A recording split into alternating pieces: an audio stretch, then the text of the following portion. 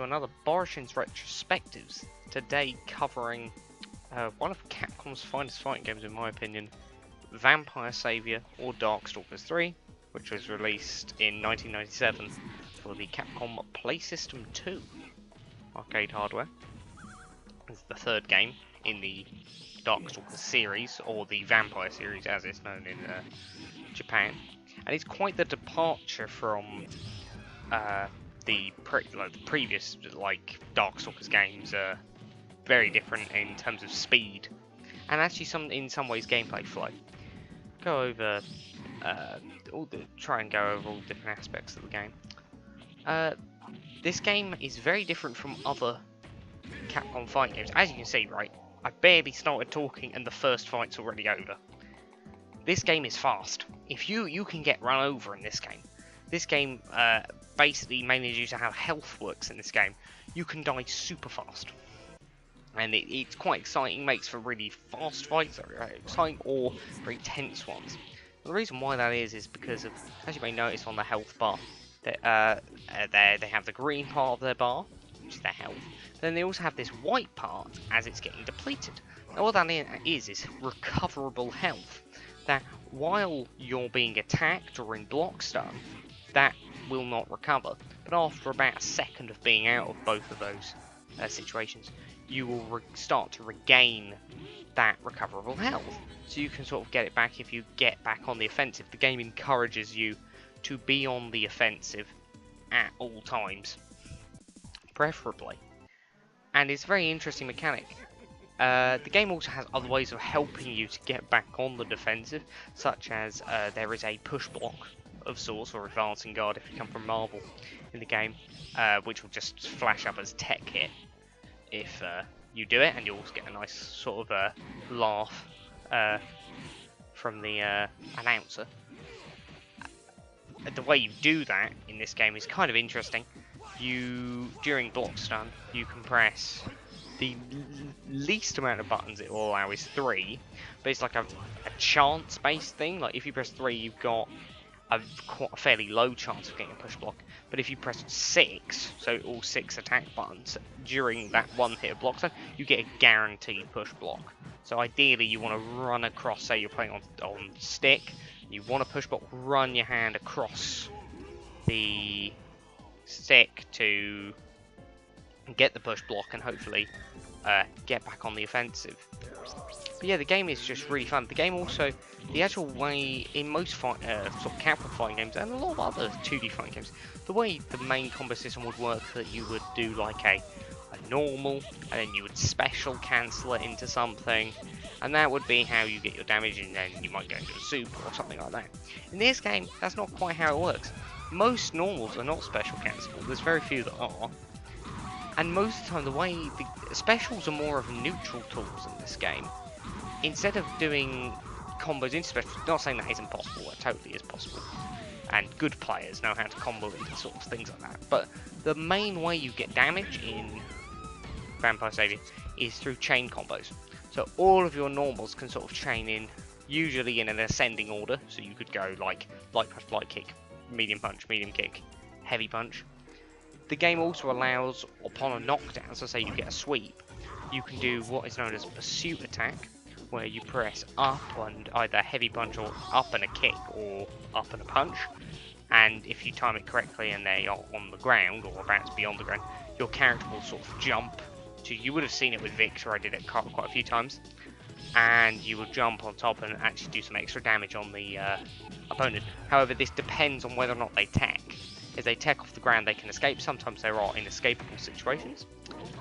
The meter is quite interesting in the sense that it has EX moves, but they cost the same amount as, say, a super would cost. But EX moves are, or they're ES, they're called extra specials in this game. But they're essentially an EX version. You'll see with John Talbot up in doing his extra version, where he, of his sort of ball special, where he can dash all around the screen, which is super cool. And hopefully he's in Marvel vs. Capcom Infinite. I'd really like that.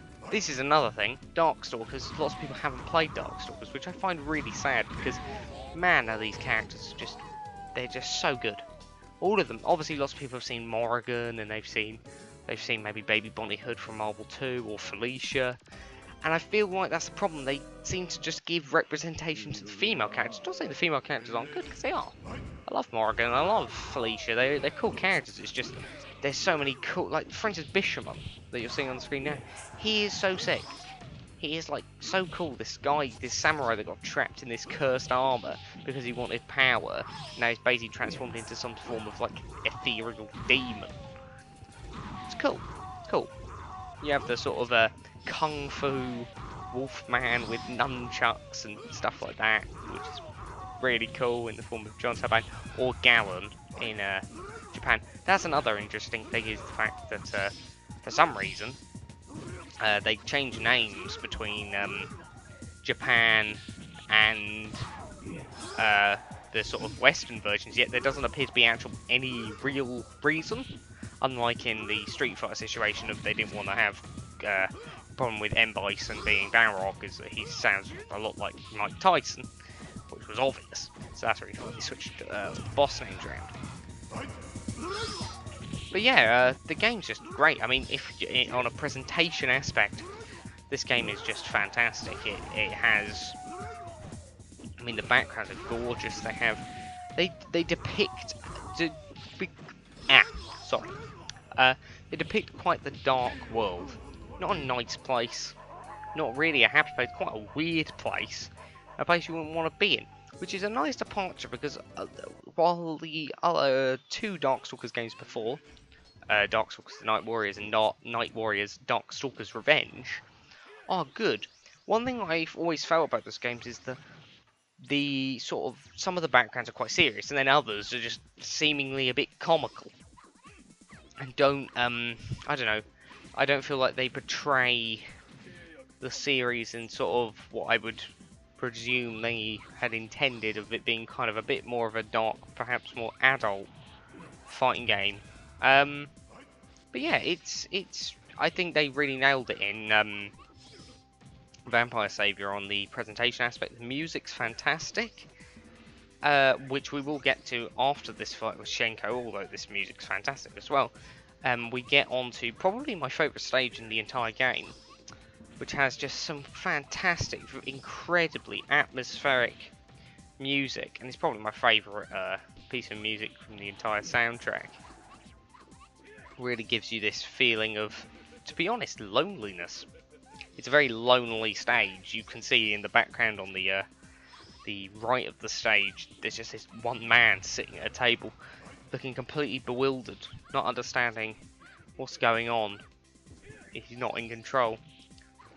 But yeah, this game's fantastic. I would definitely recommend anyone to try it out on Fightcade. And interestingly enough, it is actually gaining a competitive scene.